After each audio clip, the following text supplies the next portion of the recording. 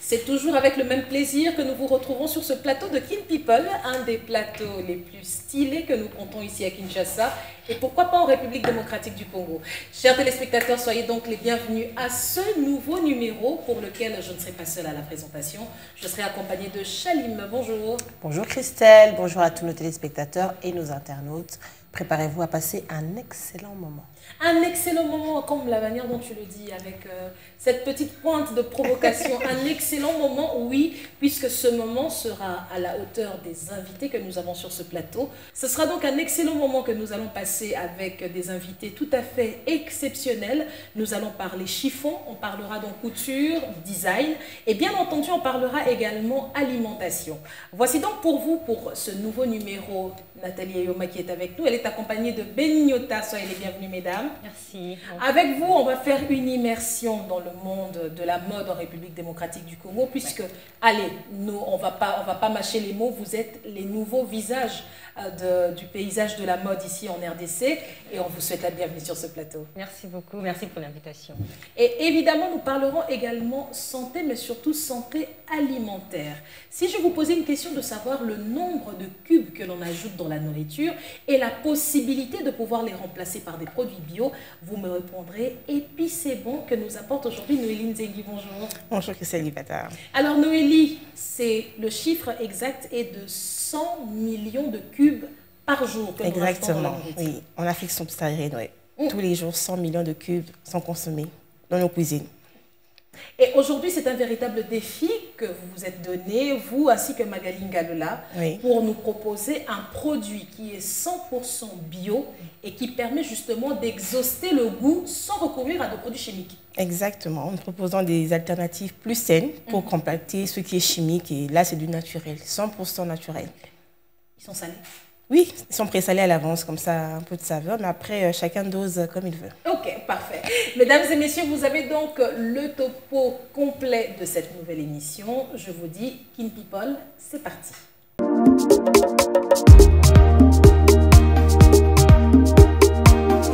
Vous imaginez le chiffre d'affaires que cela fait justement à toutes ces multinationales qui nous proposent tous ces différents cubes et bouillons à base de produits chimiques. 100 millions de ces petits morceaux se retrouvent chaque jour dans nos assiettes. Alors qu'aujourd'hui, il est possible pour vous de cuisiner sans produits chimiques et d'avoir le même niveau de goût. C'est ce que nous rassure justement. Et puis c'est bon que nous avons sur cette table et qui est merveilleusement portée par Noélie Nzengi. Donc voilà, moi c'est Noélie Nzengi, je suis l'associée gérante de Épices C'est Bon. C'est une gamme d'assaisonnement complète faite à base d'épices naturelles. Donc tout le ndunda, ndembi, ndembi, boulettes, oignons. On a tout mixé pour vous. Et vous n'avez qu'à prendre une cuillère et vous assaisonnez et c'est prêt. 30 minutes après, vous cuisinez. Donc l'idée, c'était, mon associé avait du mal avec les épices en cubes, bien sûr. Son mari était même malade, carrément. Elle a tout changé et s'est dit, ben, je remplace par du frais et du naturel. Et son mari est guéri, il m'a dit, ben, pourquoi pas on fait une entreprise avec ça. Elle vient me trouver. On était 2 employés et aujourd'hui, ça fait bientôt 2 ans qu'on est 2 entrepreneurs et 2 employeurs. Ok. Voilà, magnifique. Bon, on va parler à Nathalie là, parce qu'elle, on voit dans ses yeux ses cubes. Pour rien. Ah, tu vois comment elle sourit, hein? Parce que moi, j'adore la cuisine et j'ai envie de tester. Ah, ben voilà, ce sera l'occasion. Alors, moi, j'aimerais savoir aujourd'hui, et puis c'est bon qui est sur le marché. Alors, où est-ce que vous vous approvisionnez puisque vous êtes à 2? Parce qu'on le sait qu'il y a certaines épices que nous n'avons pas ici en RDC. Et surtout, à combien revient une boîte? Okay. L'idée, c'était vraiment de proposer une alternative proche de ce qu'on connaît, nous les Congolais, notre cuisine congolaise. Donc, on s'approvisionne majoritairement à Ziguinchor. D'accord. Et les oignons du Bas-Congo, le gingembre du Bas-Congo. Donc, c'est vraiment tout ça qu'on a mis. C'est vraiment des goûts proches de chez nous. Ce n'est pas des épices importées, mais c'est ce qu'on utilise tous les jours au quotidien dans la cuisine congolaise. Donc, il n'y aura pas de sauce au Worcester et autres goûts qu'on ne connaît pas ici. En fait. Voilà. Mais quand on voit par exemple certains ingrédients comme la noix de muscade qui ne pousse pas ici, on a par exemple l'ail, mais qui n'est pas produite, je dirais, en quantité industrielle ici. Comment on fait pour entrer dans les frais? Parce que ce sont des produits qui seront achetés évidemment un peu plus chers que les produits produits localement. Exactement. Le problème, c'est que la production ici ne comble pas tous ceux dont on a besoin. Donc, du coup, beaucoup de produits sont importés. Hein. Les dépositaires de Zigida nous vendent un prix d'importation, donc on n'a pas le choix. Ce qui fait que la proposition qu'on a est quand même un peu plus élevée par rapport à ce qu'on trouve localement. Mais quand vous regardez la consommation sur le temps, parce qu'avec un pot, vous faites une semaine, hein, ça se conserve à température ambiante dans la cuisine. Pas besoin de courant et de frigo pour ça. Oh, en plus. Exactement. C'était vraiment l'idée de se dire, voilà, si j'ai pas le temps pour piler, qu'est-ce que je fais? Je prends ma boîte et je cuisine avec. Okay. Donc du coup, ça s'est vendu à 8 000 francs auprès de chez nous. Sinon, vous le trouvez à Money Shop, tous les supermarchés de Kinshasa. Ok. Alors, une réaction, Chélie? Oui, moi je tiens déjà à dire que bon, malheureusement nos téléspectateurs ne le sauront pas, en tout cas ne le sentiront pas, juste l'ouverture du pot, le plateau est encensé d'épices et ça sent vraiment très bon. Ma question serait de savoir comment se passe la préparation de ça. Est-ce que c'est une industrie avec toute la sécurité, hygiène alimentaire qui va avec, ou c'est dans votre cuisine que vous faites ça de manière, on va dire, artisanale? Justement, on a commencé dans la cuisine, bien sûr, pour faire tous les tests. On a pris 1 an pour faire tous les goûts, les faire tester, ajuster, avoir des essayages auprès de nos potentiels clients. Des testeurs. Des testeurs, exactement. Il a fallu trouver la bonne recette qui pouvait aller à tous les palais congolais, donc ce n'était pas évident. Mais on a commencé la cuisine, bien sûr. Mais là, on a commencé notre petite usine qu'on est en train de développer, oui, exactement. Et en termes d'hygiène et de contrôle qualité, ce qui tombe bien, c'est que je suis ingénieur agronome. Et parfait. Donc, du coup, ce sont avec mon associé, on s'est formé entre-temps, hein, parce qu'on ne connaissait pas tout. On s'est formé en ligne avec tout ce qui est des transformateurs artisanaux. On a appris de là. Et petit à petit, on a commencé. D'accord. Combien de personnes travaillent autour de Épices C'est Bon? Pour le moment, nous sommes qu'à 2. Mais avec une équipe ponctuelle à qui on fait appel lors des productions. Parce qu'on produit en stock, on sait que ça peut nous tenir autant de temps et après, à chaque fois, on fait appel. D'accord. La distribution s'élève à combien de boîtes par semaine? Au début, c'était autour de 500 par mois. Ah oui, quand même. Mais là, maintenant qu'on a plusieurs points de vente, ça a doublé. Ah, le chiffre d'affaires aussi? Ça va avec, mais comme on est... J'aime ce petit rire mesquin, on parle d'argent. Si, on peut en parler argent, justement, mais pour vous dire qu'on est en train d'investir pour s'agrandir. Bien sûr. Ce qui est bénéfice et réinjecté pour le moment. Oui. Ça fait 1 an officiellement qu'on est lancé, mais on n'est pas encore rentable, mais on le sera parce que justement, on fait tout pour se faire connaître et vendre plus. Oui. Alors, Nathalie, une réaction? Oui, moi j'ai hâte de tester parce que comme vous l'avez dit, des produits qu'on achète des fois au marché, des cubes magiques, je ne sais même pas comment c'est fabriqué, c'est toxique. Et moi j'ai vraiment hâte d'essayer parce que voilà, j'aime cuisiner et j'aimerais ajouter les épices de chez moi pour les plats que je fais à mon mari, sauf que je ne sais pas comment mettre les ndembi, les trucs. Des fois j'appelle ma maman, des fois. Là au moins c'est une cuillère. Mais là au moins c'est mélangé, j'aurais juste à mettre une cuillère. Alors, petite annonce. Ça là, c'est comme le maquillage. Ou tu es belle à la base ou tu ne l'es pas. Vraiment. Ou tu sais cuisiner ou tu ne sais pas. C'est pas ça qui va venir changer. Non, mais ça peut améliorer, je pense. Ça couvre bien, ça comprend bien sûr. C'est l'avantage. Moi, ce que j'aimerais savoir, c'est plutôt comment est-ce que vous faites pour ajouter le goût fumé. Parce qu'on le sait que sur les différentes surfaces, on rencontre justement ce liquide que l'on vend pour donner ce petit goût-là de fumée. Alors qu'ici, il y a également un produit, vous avez adapté justement ce petit goût. Oui, comment vous avez fait pour l'obtenir? Ah ben là, je ne fais pas dire. Hein.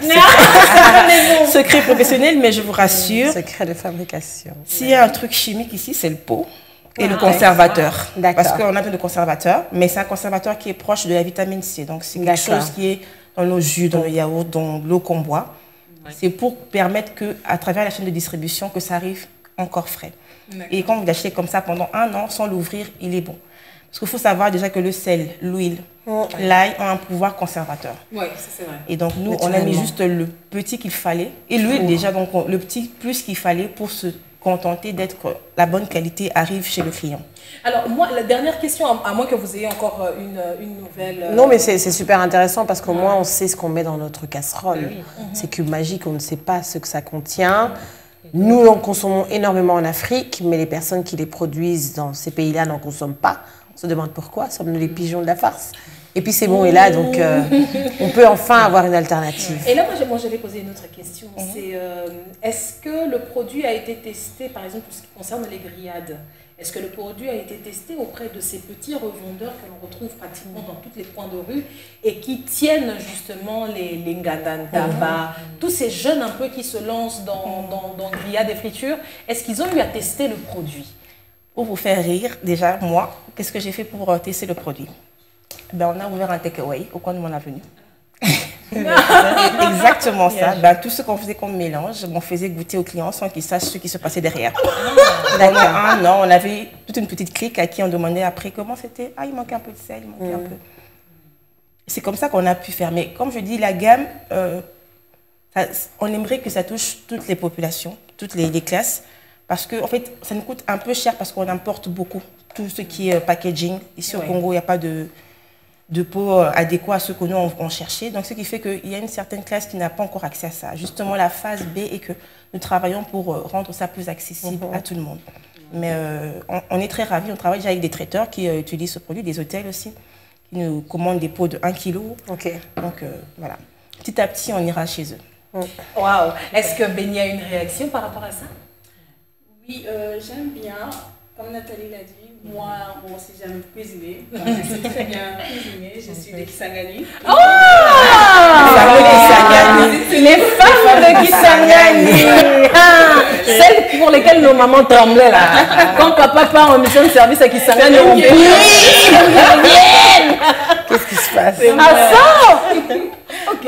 Donc j'aimerais bien tester. J'ai testé déjà. Et pourquoi pas Ça sent bon, ça a vraiment parfumé le plateau. Il y a l'ail, Oui, exactement. Dans chaque pot, il y a plus de 11 épices dedans. Ah oui, oui. c'est c'est noté. vraiment la base. Est-ce que vous notez Oui, tout est les noté éléments que ça dessus. On a contient? noté comment l'utiliser, les conseils Ah, ok. et tout. Et sur les réseaux sociaux, comme on sait que le Congolais n'est pas habitué à voir ça, on nous demandait c'est quoi, c'est de la sauce, c'est déjà cuisiné, c'est de 100% épices. Donc, à part un peu d'eau pour le mixage, on met rien d'autre. D'accord. Alors que contrairement aux épices en poudre, premièrement, les épices ne sont pas naturelles. C'est des extraits chimiques fabriqués en laboratoire. Donc le goût de l'ail que vous avez, ce n'est pas de l'ail mixé. Le sel, c'est un sel, pas le sel naturel du gros sel. Alors que nous, on met le gros sel, on met, voilà, c'est vraiment ça. Même le goût du fumet qu'on met souvent dans les... C'est typiquement en laboratoire qui est fabriqué. Clairement. Ouais. À quel moment de ma préparation je rajoute?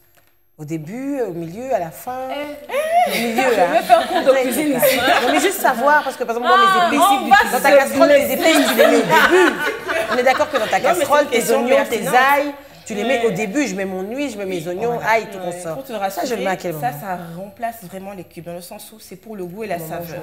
Mais tu ne peux pas mettre ça uniquement pour la sauce, ça sera trop liquide. Donc tu coupes un peu tes oignons, tu coupes un peu de tomates et tu mets.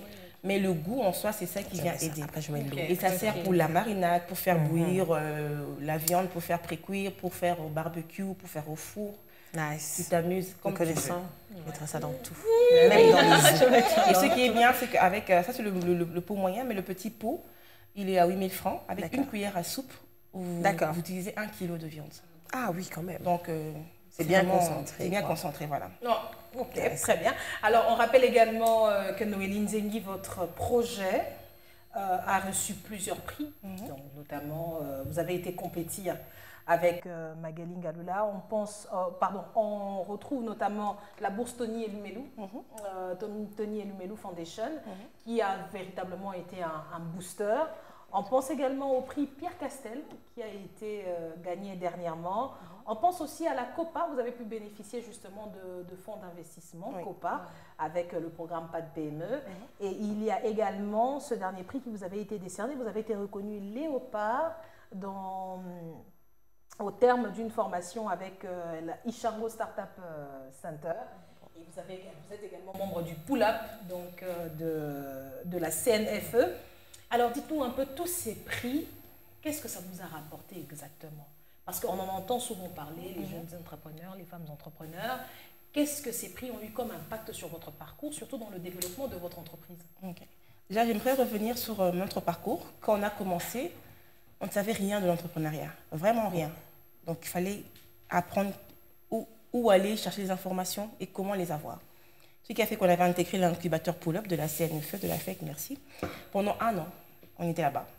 À suivre des formations liées à l'entreprise, l'entrepreneuriat, gestion d'entreprise. Et entre-temps, on expérimentait. Donc, du coup, on se demandait, avec nos propres moyens, on n'ira pas bien loin. Et c'est là-bas qu'on a appris qu'il y a plusieurs concours qui existent comme entrepreneurs. Et ils nous ont formés, comment postuler, qu'ils nous ont aidés, comment il fallait pitcher, comment parler devant vous comme ça aujourd'hui. Oui. Ouais. Donc, c'est avec eux qu'on a pu concourir tous ces programmes-là pour accéder à ces financements qui nous ont premièrement permis à avoir nos premiers matériels professionnels, vraiment à s'installer et à faire des commandes. Comme je vous ai dit, on commande pas mal de nos pots. Donc, on commandait sur plusieurs mois. C'est grâce à tout cet argent-là qu'on a pu tenir nos stocks. Il n'y a pas de rupture de stock en livraison, il n'y a pas de problème. Sans ça, on serait un peu encore en train de puiser dans les fonds de nos poches. Voilà. Alors, moi, mesdames, vous prenez la parole, hein, c'est pas protocolaire, donc vous vous lancez quand vous voulez. Oui. Alors, moi, ce que j'aimerais savoir, c'est qu'en tant que femme, l'accès au financement, on le sait, reste tout de même difficile. Ouais. Et des études montrent évidemment que dans le milieu de l'entrepreneuriat, les femmes ont 2 fois plus de difficultés que les hommes pour accéder à des fonds de financement. Alors, j'aimerais un peu que tu puisses éclairer, parce que je pense qu'il y a autant de jeunes entrepreneurs qui peuvent être en train de regarder, qui ont regardé justement. Et on en profite pour saluer, entre autres, les confitures. De Manitech, voilà. On en profite pour saluer Sylvie Maloukissa qui, effectivement, elle aussi s'était lancée dans l'aventure. Et j'aimerais, il y a autant de Sylvie, par exemple, qui sont en train de nous regarder, autant de Magali. En tant que femme, quels ont été les plus gros obstacles qui se sont posés lors de la quête du financement? La question genre ne s'est pas posée dans cette quête-là, je pense, non. C'est plutôt pour s'installer en tant que femme, entrepreneur, ça c'est autre chose. Quand vous y allez, on vous dit vous êtes qui, vous faites quoi, oh, ok. On n'arrive pas à percevoir la femme capable de porter toute une entreprise sur ses épaules. Les concours sont généralement pas asexués, pas discriminants du tout. Au contraire, il y a de plus en plus de concours maintenant qui sont destinés qu'aux femmes. Parce qu'on sait justement qu'il y a déjà un déséquilibre à ce niveau-là, de laisser le management à une femme et de lui dire à 100% on fait confiance à une entreprise qui est dirigée par une femme. Ils savent que même quand vous venez devant un banquier, on ferait peut-être plus confiance à un homme parce qu'on se dit voilà, il a la carrure et tout. Et quand vous êtes une femme, ça passe moins. Mais de plus en plus, il y a une conscience qui s'éveille quand même. Il y a plus de programmes qui sont justement redirigés vers les femmes. Et on demande même des quotas. On dit dans ce programme, si on veut plus de 30% de femmes. Discrimination positive. Positive, voilà. Je ne comprendrai jamais, moi, cette réticence qu'ont les banquiers, par exemple, à prêter aux femmes entrepreneurs. À partir du moment où, comme les hommes, on a respecté certaines règles qui sont demandées pour pouvoir recevoir de l'argent en prêt, on doit nous donner cet argent. Pourquoi? Parce que la femme, quand elle est à la maison, papa va donner l'argent, c'est la femme qui va gérer, que je veux mettre ça là, ça là, ça là, ça là. À la fin du mois, vous avez passé 1 mois, on a mangé tous les jours, les enfants étaient à l'école tous les jours. C'est la femme qui a géré tout ça. C'est pas papa, papa a juste donné. Donc, il faut vraiment penser à changer les mindsets. Et c'est bien d'avoir des femmes comme ça qui arrivent à prouver le contraire, quoi. Moi, j'aimerais bien avoir l'avis de Nathalie sur ce sens, parce que vous êtes également entrepreneur, mais dans le milieu de la mode. La question est de savoir, est-ce que c'est la même situation qui prévaut? Nous, je pense que c'est encore pire. C'est un milieu déjà sur lequel il y a une certaine... Il y a, on va dire, 3 handicaps. De 1, on est femme. 2, on est jeune. Et 3, c'est la mode. Vous allez aller à une banque, la mode... Il va dire, pourtant, c'est le premier facteur d'argent aux États-Unis. Comme ça, oui, nous, on est assez minces encore. Et ils voient 2 petites filles comme ça parler des budgets, des grands budgets. Ils se disent, ah, on va vous donner ça, après vous allez vous marier là-bas. Voilà. Oui, mais nous, on avait des enfants et vous allez disparaître. Et quand on arrivait dans des rendez-vous, Béni et moi, on ne sourit même pas, on est carré. On doit être les plus carrés possible pour être respecté. Sinon, vous êtes des femmes, déjà, bon, ce n'est pas très intéressant pour eux. Vous êtes très, très jeunes. Vous êtes belle. Oui, c'est très compliqué. Et voilà. Au final, on a eu quelques personnes qui ont cru en nous, qui nous ont donné facilement sans nous dénigrer ou quoi que ce soit. Mais quand même, la majorité, je vais dire, des endroits où on est allé pour... Alors, j'aimerais que vous puissiez nous donner une petite anecdote, un ressenti, une histoire, quelque chose qui vous a marqué, justement. Un rendez-vous, vous êtes sorti de là en vous disant... Ça là, plus jamais. Non, moi, bizarrement, les rendez-vous qui sont mal passés, je ne retiens plus. Bon, Béni peut-être parce qu'elle elle est plus... Moi non plus, mais moi, je vais essayer un peu de... Ah, vous êtes gentil, hein? Ouais, Vous ouais, m'avez non, pardonné. Je vais juste compléter ce que Nathalie a dit. À la première édition de la DRC Fashion Week, c'était vraiment difficile. Du coup, quand on partait dans des rendez-vous chez les sponsors, c'était vraiment compliqué. Et on a décidé de faire avec nos propres moyens. D'accord. À un moment, oui. Pour avoir peut-être de contenu. La crédibilité. Quelle a été peut-être la... Alors, j'aimerais savoir, quelle a été la remarque qui vous a le plus blessé? La remarque qui nous a le plus blessé, c'est quand on nous a dit vous allez aller vous marier là-bas. Et moi, c'est de un et d'autres rendez-vous, je suis allée toute seule. C'est fashion wana Anakin, tu vois, c'est vraiment oui, tu tombes tu tombes chez un papa déjà quand je vois, je me dis putain, ça va être très chaud et il te rabaisse. Mais après, qu'est-ce qu'on a fait? Je crois que ce qui nous a marqué, ça a été un rendez-vous de notre premier sponsor. On lui a dit prête-nous cet argent, par exemple. Si on ne fait pas cet événement ou l'événement n'est pas un succès, on te rembourse. D'accord. Et monsieur a dit bah ok. Et on a fait notre événement. Il est même venu. Il n'avait pas dit il nous a pas prévenu. Il est venu. Il a dit bah voilà, félicitations. Moi franchement au début, tu vois, j'étais comme ça. Et quand vous m'avez rassuré, parce qu'on t'a dit prête-nous cet argent, on t'a remis, on peut signer même si tu veux. Parce que la peur c'est que vous êtes jeune, vous allez rien faire avec. Vous allez bouffer de l'argent, vous allez. Mais bon, c'est un problème encore jusqu'à là. Ok. C'est vrai qu'au début, il faut vraiment montrer que tu peux faire quelque chose avec le peu que tu as. Exactement. Dès que c'est fait et que tu communiques là-dessus, tu dis que j'ai fait ça avec ça. Oui, dès que tu te lances. Tout le monde te fait confiance. Vous gagnez en crédibilité. C'est ça aussi l'avantage. un peu. Dès que tu es lancé, c'est bon, tu n'as plus besoin de trop parler. Ils voient. Moi, des fois, on m'appelle en cours de route. Et puis, c'est bon, je fais oui. C'est bon. On doit changer depuis. Non, mais les débuts, c'est très difficile pour les femmes. Vous l'aurez remarqué, chers téléspectateurs, que ce plateau est 100% féminin. Ça, je ne l'avais pas relevé depuis le début. Et que donc, ça sera une émission entre femmes, effectivement, où on va parler justement de ces différentes expériences. Mais avant toute chose, on va faire une petite transition publicitaire et on se retrouve pour la suite.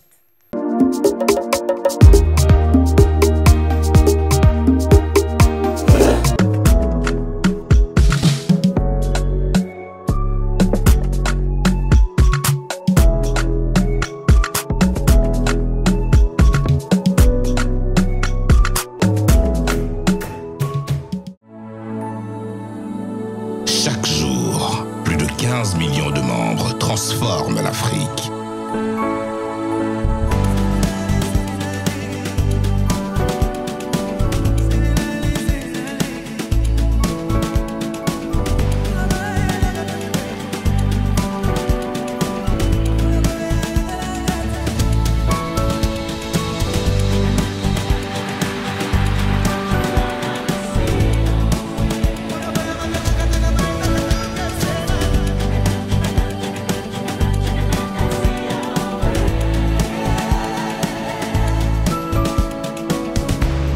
Millions de membres habilités à diriger, investir, grandir, triompher.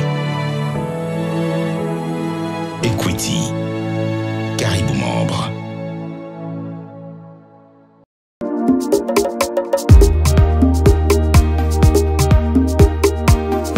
Et nous sommes de retour sur ce plateau pour continuer justement ce voyage avec nos différentes invitées qui, pour l'occasion, ont sorti leur 31. On est, je le rappelle, avec Noéline Zengi. Et bien entendu, en passant, on signale qu'elle est en partenariat, en collaboration avec Magali Ngalula pour Épicé Bon, qui nous a donc parfumé le plateau avec des effluves. Effectivement, elle nous a donné faim. Nous sommes également en compagnie de Béni Nyota ainsi que de Nathalie Eyoma et surtout en compagnie de Chalim qui est avec nous aujourd'hui.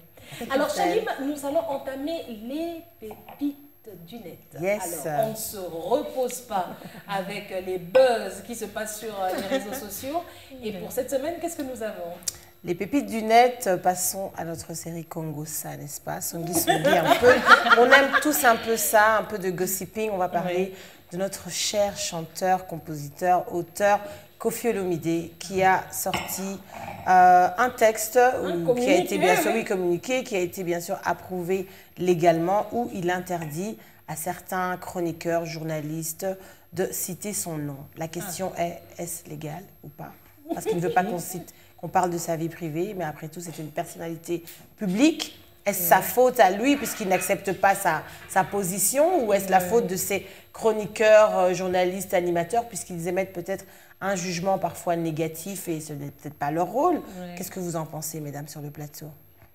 Moi, normalement, je dis quand tu es célèbre, quand tu es une célébrité, c'est les prix à payer. Hein. Tu ne peux pas interdire aux gens de citer ton nom parce que Kofi, c'est de parler de sa vie privée. Ah, de sa vie privée. Elle est où, sa vie privée, justement? Cette limite, elle est où? On le sait que depuis un moment, la famille de Kofi Olomide se retrouve justement mêlée dans un théâtre sur les réseaux sociaux où on parle justement de sa séparation avec son actuelle épouse.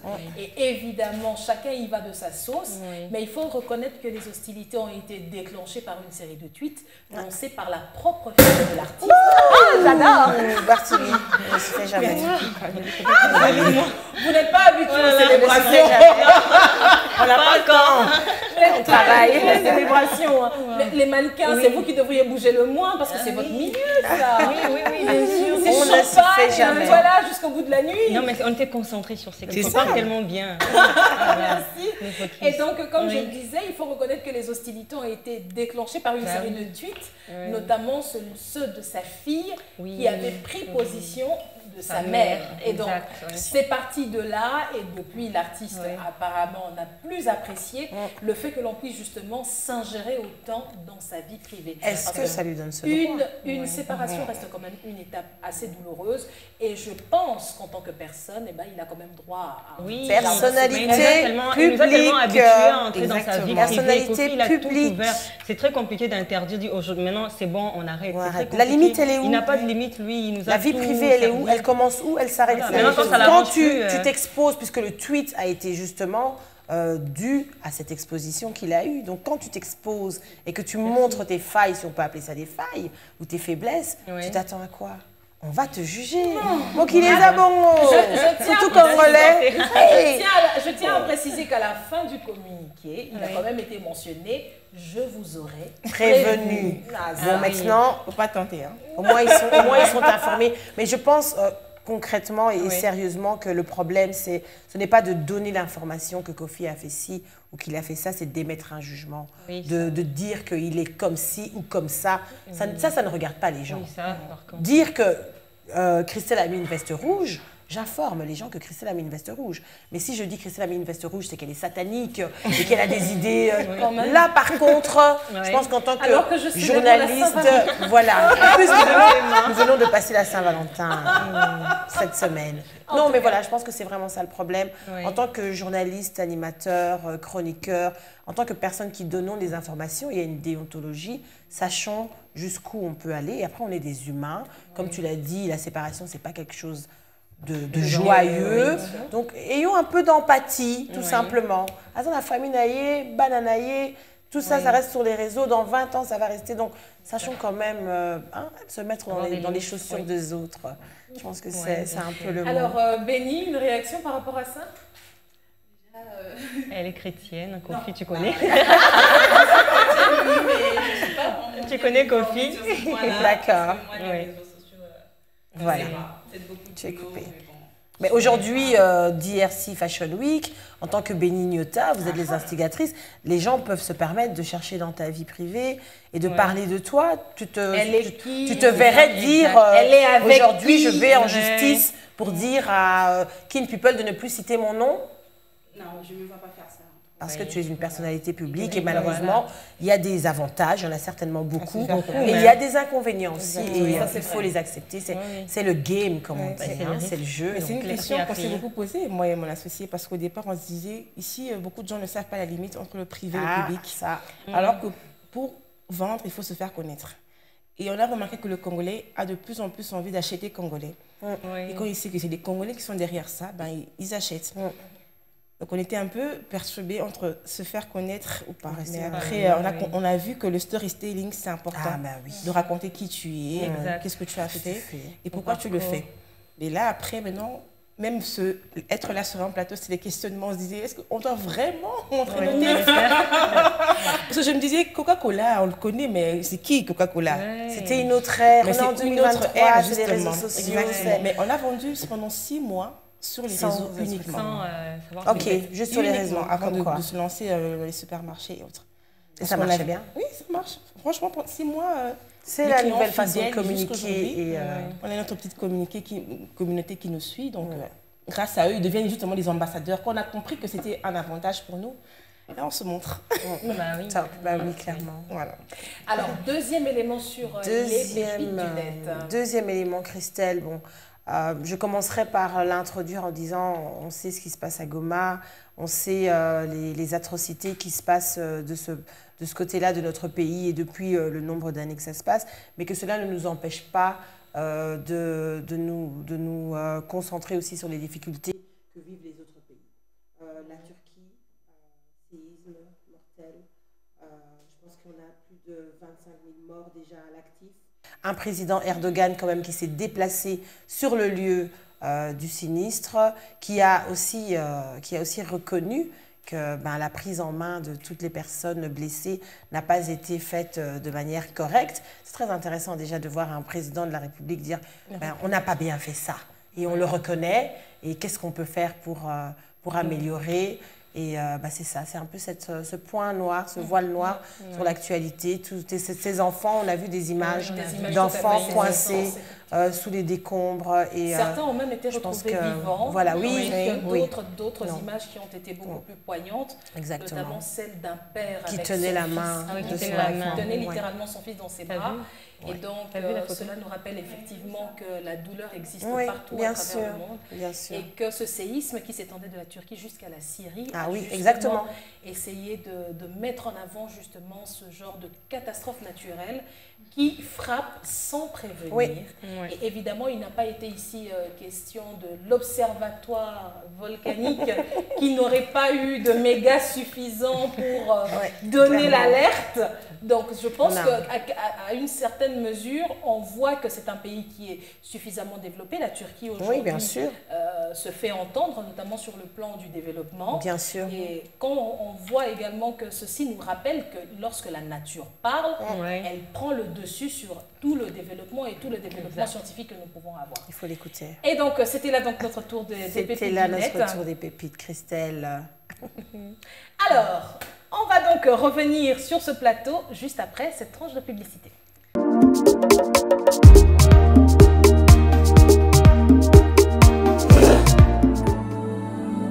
Chaque jour, plus de 15 millions de membres transforment l'Afrique.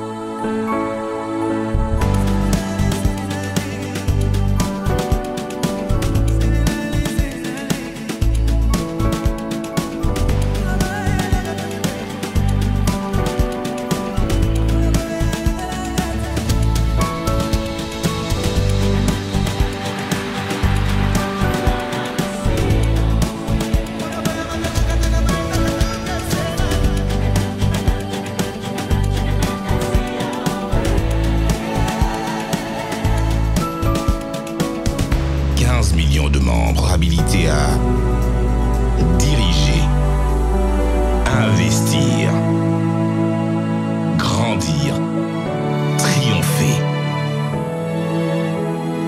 Equity, Caribou Membre.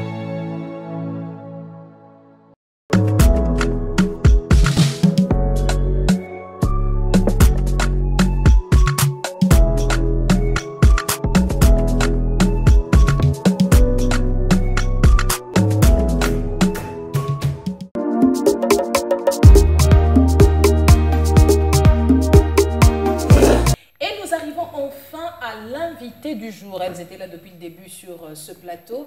Et bien cette fois-ci, nous allons donc leur accorder le temps de parole nécessaire afin qu'elles nous expliquent à quelle étape de leur projet elles sont actuellement. Mesdames et messieurs, merci de recevoir sur ce plateau Design, Rebirth, Creativity, Fashion Week. Alors la DRC Fashion Week de cette année, c'est déjà pour octobre prochain.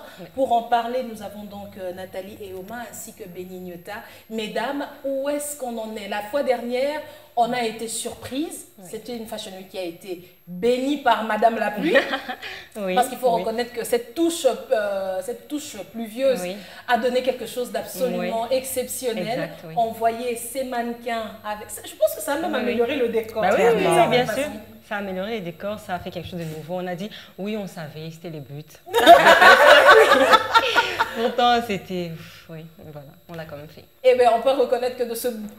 Allez, comment on va dire, de ce chaos manifeste est né quelque chose qui était exceptionnel. Exactement. Alors, pour cette année, quels sont vos projets?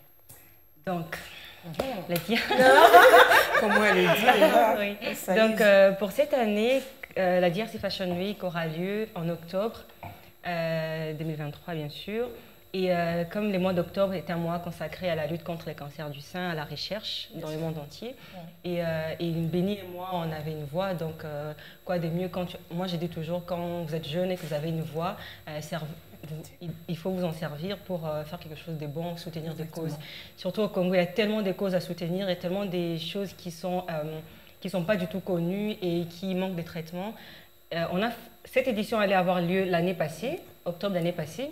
Quand on a lancé les thèmes qui étaient octobre rose et cancer du sein, on a eu des retours incroyables. Béni sur son WhatsApp, moi sur Instagram. On a vu que la cause elle était tellement grande et que voilà, il n'y avait pas de solution. Il y a des gens qui disent ah, il y a ma mère qui était morte du cancer, il y a ma tante qui. Donc on a vu que la cause était tellement grande et au lieu de faire juste un défilé et puis voilà, c'est bon, au revoir. Béni et moi, c'était difficile pour nous d'annuler la 3e édition. L'année passée, on a dit on a besoin d'un an plein pour apprendre sur la cause. Donc, ce qu'on est en train de faire avec Béni, on doit voir des spécialistes du cancer du sein, on doit nous renseigner et nous, à notre tour, les jours de l'événement, on pourra transmettre l'information à nos invités. Et pourquoi j'aimerais bien émettre une idée tout à fait folle sur ce plateau. Et pourquoi ne pas inviter des survivantes du cancer du sein à défiler? Oui, je pense que ça serait un élément tout à fait pour montrer justement comment est-ce que ces femmes ont réussi à reprendre goût à la vie. Parce que lorsque vous parlerez avec les différents spécialistes, j'ai déjà eu à me pencher aussi sur cette question. On parle justement du cancer du sein, le sein qui est justement un des éléments esthétiques sur le corps d'une femme. Il a 3 rôles. Il a un rôle nourricier, évidemment, lorsque la femme donne naissance. Il a un rôle esthétique, comme je l'ai dit, pour faire une belle poitrine. Mais aussi, il a un rôle de plaisir. Là, par contre, je ne vais pas faire de commentaires. On a compris. Je vais réajuster mon décolleté. La parole. Elle arrange son bustier. Là, voilà. Là, par contre, je ne ferai aucun commentaire parce que chaque femme, effectivement, a une relation qui est tout à fait particulière avec ses seins. Lorsqu'il commence à bourgeonner, une poitrine qui commence à bourgeonner, il y a cette attention, il y a justement cette marque qui veut dire que l'on cesse d'être un enfant et que l'on commence à devenir une femme. Les seins sont véritablement nos partenaires de confiance. Et évidemment, accorder la parole à celles qui ont survécu. Moi, j'ai toujours appelé le cancer du sein le voleur du sein. Parce que c'est quand même une partie du corps qui part. Le corps n'est plus le même.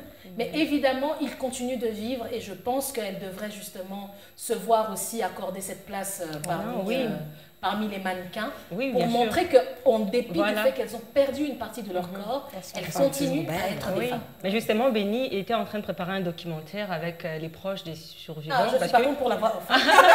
Oui, elle était en train de... tu peux en parler parce que... Oui, j'ai dû parler avec 2-3 personnes qui ont peut-être perdu le membre de... Ils ont perdu le membre de leur famille et le cancer du sein. Je parlais avec eux, j'ai aussi parlé avec une dame qui a survécu à ça. Donc, du coup, nous allons travailler avec notre équipe visuelle pour faire un mini documentaire pour montrer aux gens. Justement. Ah, mais c'est une très très belle initiative. Vraiment. Noémie, une réaction? En fait, je trouve que après le réajustage du bustier, je trouve que c'est un bon moyen où on peut porter la voix sur ce sujet-là parce que la personne qui vient à un défilé n'est pas forcément intéressée de parler de trucs aussi tristes. Et c'est par toutes ces voix-là qu'on passe justement pour informer et communiquer sur ça. Franchement, exactement. Et surtout, il ne faut pas oublier, on n'enlève pas les côtés mode, fashion. Ça va être très très fashion dans les espaces mythiques comme d'habitude. Chalim, elle connaît parce qu'elle était notre MC à la 2e édition. Encore merci. Et il y aura toujours ces côtés fashion, déco, magnifiques. Et puis, paf, à un moment, on vous impose carrément parce que tu te vois pas arrêter une personne. C'est tellement tabou aussi, je pense. Parce que c'est une partie du corps où moi, je peux pas même les dire en lingala parce que ça a tellement été tabou pour moi. Et approcher une personne, nous parler des seins... les gens ils sont un peu gênés. Bien sûr. Et là, on va le faire de la manière la plus propre et raffinée. Bien et sûr. vous êtes informés. Et puis, bah, voilà, et puis il y aura une petite récolte de fonds les jours de l'événement pour aider aux recherches. C'est vraiment, Christelle, la définition de comment transmettre une information très importante qui touche beaucoup de familles dans un cadre très agréable. Et moi, je salue vraiment cette initiative que les filles ont eue, qui va avoir lieu, parce que déjà, on est dans un pays où, médicalement parlant, c'est compliqué. Déjà, quand tu as une petite maladie qui est un peu grave, la plupart des personnes ici qui ont les moyens, en tout cas, prennent l'avion et vont se soigner ailleurs. Je n'imagine même pas ce qui est mis en place ici pour pouvoir soigner les personnes qui ont le cancer, mais je suis sûre qu'il y a des choses qui sont faites et peut-être simplement les gens ne sont pas informés des différentes voies et moyens qu'ils peuvent avoir ou qu'ils peuvent prendre quand ils ont ce type de maladie. Donc c'est vraiment et même parmi bien. les témoignages, on a eu des gens qui se sont fait soigner, des proches qui se sont fait soigner avec la médecine traditionnelle. D'accord. Et je m'imagine, ils ont pris des produits par-ci, par-là. Ils sont allés chez peut-être une maman du quartier qui a dit Katanzete, Apaïpaï, je sais pas moi quoi, éplumer. Et ça va. Non, ça va pas. C'est ça le problème en fait. Parce qu'en fait, Ça va ils ne sont pas. pas informés. Les gens ne sont pas informés. Ils ne savent pas où aller. On va se ça. libeller. Ben voilà, Oui, exactement. ouais. Ils vont dire on va sous. Pourtant, c'est pas du tout ça. Donc, ils doivent savoir quels sont les symptômes, comment je sais que j'ai quoi, je suis atteinte, j'ai le cancer. Comment je me Tous ces étapes-là. palpe, je pense que c'est très important. Et je pense aussi effectivement que l'autorité publique devrait également se pencher sur cette question. Sur les 30 dernières années, notre alimentation a énormément évolué. On n'a plus de cubes, c'est voilà. bien. Du coup, et puis c'est bon, et là. On redevient sérieuse. Donc, notre alimentation a eu à changer justement sur ces 30 dernières années. Et je pense que vraiment, c'est un problème de santé publique. Et donc, l'autorité publique devrait également donner un véritable coup de pouce pour favoriser justement le maximum d'informations autour du cancer du sein. Et de toutes les façons, comment avoir un mode de vie préventif au développement du cancer. Commencez par remplacer vos cubes par déjà un premier pas. Et donc, mesdames, on vous souhaite plein succès, bon vent. On espère que Kin People sera évidemment aux premières loges afin d'assister à ce qui sera un véritable triomphe. On vous le souhaite. Merci beaucoup. Mesdames et messieurs, petit à petit, nous sommes en train de tirer la révérence pour cette émission. Mais avant de nous quitter, nous allons vous faire passer un tout petit test. Essayez de nous écrire sur nos différentes plateformes, c'est-à-dire que ce soit sur YouTube, que ce soit sur Facebook, que ce soit sur Instagram. Dites-le vous bien qu'il y a un élément sur ce décor qui a changé. Nous avons un nouveau partenaire. Nous allons donc vous laisser décider, ou plutôt vous laisser deviner lequel est de ces partenaires qui nous a rejoints sur l'aventure Kin People. Bien sûr, merci de le mettre en commentaire. Il y a un petit cadeau qui sera réservé à toutes les personnes qui auront trouvé la bonne réponse. On se retrouve très prochainement pour un nouveau numéro Kin People et on espère qu'à cette occasion, nous aurons des hommes, même si ça a été très agréable, mesdames, d'être entre nous, justement. Le débat a coulé littéralement et cela s'est donc très bien passé. On souhaite donc bon vent à Chalim. Merci Christelle. On espère se retrouver très prochainement. Dimanche prochain. On a oublié Fanfan, qui est en déplacement actuellement, que l'on salue. Il nous manque, mais pas trop. On fait avec, la vie continue. Nathalie, merci encore d'avoir été sur ce plateau. Béni, merci pour ta charmante contribution. Et puis c'est bon, merci de nous donner quelques boîtes que nous avons chez nous, particulièrement à Lorraine Cabouise, qui est donc l'initiatrice et la productrice de cette émission. On se retrouve très prochainement. Au revoir.